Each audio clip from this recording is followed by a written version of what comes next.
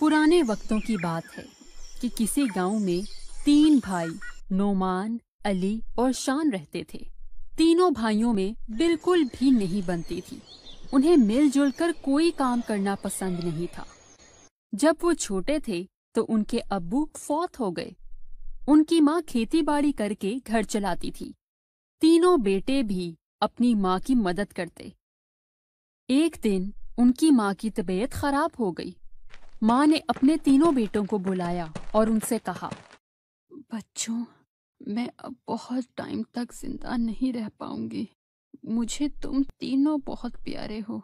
मरने से पहले मैं बस तुम तीनों को अपने पाँव पर खड़ा देखना चाहती हूँ। मैं चाहती हूँ कि तुम तीनों के पास झोंपड़े की बजाय अच्छा घर हो, जिसमें तुम तीनों भाई मिलजुल कर रहो। क्या तुम मेरी ये ख्वाहिश पूरी करोगे? माँ की ये बात सुनकर तीनों भाई सोच में पड़ जाते हैं, क्योंकि वो तीनों एक दूसरे को पसंद नहीं करते थे। उन्हें समझ नहीं आती कि वो क्या करें। बेटा, मैंने तुम तीनों से एक सवाल पूछा है। अपनी माँ की खराब तबीयत को देखकर अली बोलता है, ठीक है माँ, जैसा आपने कहा हम ठीक वैसा ही करेंगे। बस आप पहले ठीक हो जाओ। अली का जवाब सुनकर माँ को सुकून मिलता है, लेकिन नोमान और शान को अच्छा नहीं लगता। वो घर से बाहर अली से कहते हैं, तुमने माँ से ऐसा क्यों कहा कि हम तीनों एक साथ रहेंगे? और नहीं तो क्या, उम्मीद देने से बेहतर होता तुम हमारी तरह चुप रहते। तुम दोनों कैसी बातें कर रहे हो? और इतना सोचने की जरूरत नहीं है। बस माँ को ठीक होने दो, इस बारे में फिर कभी बात कर लेंगे। मुझे भी कोई शौक नहीं है तुम दोनों के साथ सर खपाने का। हाँ हाँ, जो भी हो, किसी तरह की गलत फहमी ना डाल लेना अपने दिल में। मैं तुम दोनों के साथ कभी जिंदगी गुजारने का सोच भी नहीं सकता, और ना ही मैं। तीनों भाई जल्दी से अपनी माँ के ठीक होने की दुआ करने लगे, लेकिन कुछ ही दिन बाद उनकी माँ फौत हो जाती है।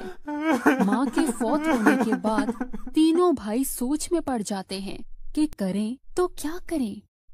अली अपनी माँ से की हुई बात याद करता है और फिर अपने भाइयों के पास जाता है और कहता है, भाइयों, मैं सोच रहा हूँ क्यों ना हम मिलकर कुछ काम करें, जैसा माँ चाहती थी। सोचना भी मत, मैं ना तुम्हारे साथ ना नोमान के साथ काम करूंगा। माँ बस चाहती थी कि हम काबिल बने और अपने लिए एक बड़ा सा घर बनाएं। लेकिन उनकी आखिरी ख्वाहिश यही थी कि हम सब मिलकर रहें। हम ऐसा तो कर सकते हैं ना? ये ख्याल दिमाग से निकाल दो तो अच्छा है। हाँ, वैसे भी मुझे खुद का घर बनाने में किसी की मदद नहीं चाहिए। अगले दिन तीनों भाई अपनी जमा पूंजी 3 हिस्सों में तकसीम करके अपनी अपनी राह चले जाते हैं। तीनों भाइयों को अब अपनी जमा पूंजी को समझदारी से खर्च करने और घर बनाने की फिक्र थी। मैं अपना घर बांस और भूसे का बनाऊंगा। ये मेरे लिए काफी फायदा रहेगा।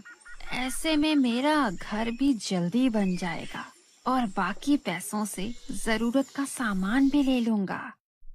नोमान अपना घर बांस और भूसे से बनाने का सोच लेता है। दूसरी तरफ शान भी अपना घर बनाने के बारे में सोचता है। मैं अपना घर लकड़ी से बनाऊंगा। लकड़ी से बना हुआ घर ठंडा भी होगा और मैं आराम से सो पाऊंगा। और तो और बचे हुए पैसों से आरामदायक गद्दा भी अपने लिए खरीद लूंगा। ऐसा सोचते हुए शान लकड़हारे के पास चला जाता है और अपना घर बनाने के लिए लकड़ियां खरीदता है। और तीसरा भाई अली एक मजबूत घर बनाने के बारे में सोचता है और फिर अपनी सारी जमा पूंजी लाल पत्थर और सीमेंट को खरीदने में लगा देता है। फिर उसके पास घर का बकिया सामान खरीदने के लिए पैसे नहीं बचते। अली हिम्मत नहीं हारता और खेती बाड़ी करके पैसा जोड़ता है। कुछ वक्त के बाद अली अपना घर बनाने का सारा सामान इकट्ठा कर लेता है और अपना घर बनाना शुरू करता है। इसी दौरान नोमान और शान अपना अपना घर बनाकर तैयार कर लेते हैं। कुछ महीनों के बाद अली भी अपना घर तैयार कर लेता है और बहुत खुश होता है। तीनों भाई अपने अपने घरों में सुकून से रह रहे होते हैं। एक दिन बहुत तेज तूफान आता है। तूफान आने की वजह से नोमान का बांस और भूसे से बना हुआ घर और शान का लकड़ियों से बना हुआ घर खराब हो जाता है। फिर दोनों दौड़ते दौड़ते अली के घर पहुंच जाते हैं और देखते हैं कि अली का घर वैसा का वैसा ही है। ऐसे बारिश में ही खड़े रहोगे या अंदर भी आओगे? नोमान और शान घर के अंदर जाते हैं। उन्हें बहुत शर्मिंदगी होती है। हमें माफ कर दो भाई, हमने अपने लिए घर तो बना लिया, लेकिन ये भूल गए कि घर को महफूज रखना भी बहुत जरूरी होता है। तुम्हारा एहसान हम कभी नहीं भूलेंगे। एहसान कैसा भाई? आखिर मुश्किल में अपने ही तो काम आते हैं, और तुम तो मेरे भाई हो। माँ भी तो हमेशा यही चाहती थी कि हम जरूरत के वक्त एक दूसरे की मदद करें। उस दिन के बाद से तीनों भाई मिलकर अली के घर खुशी खुशी से रहने लगते हैं और मिलकर काम करते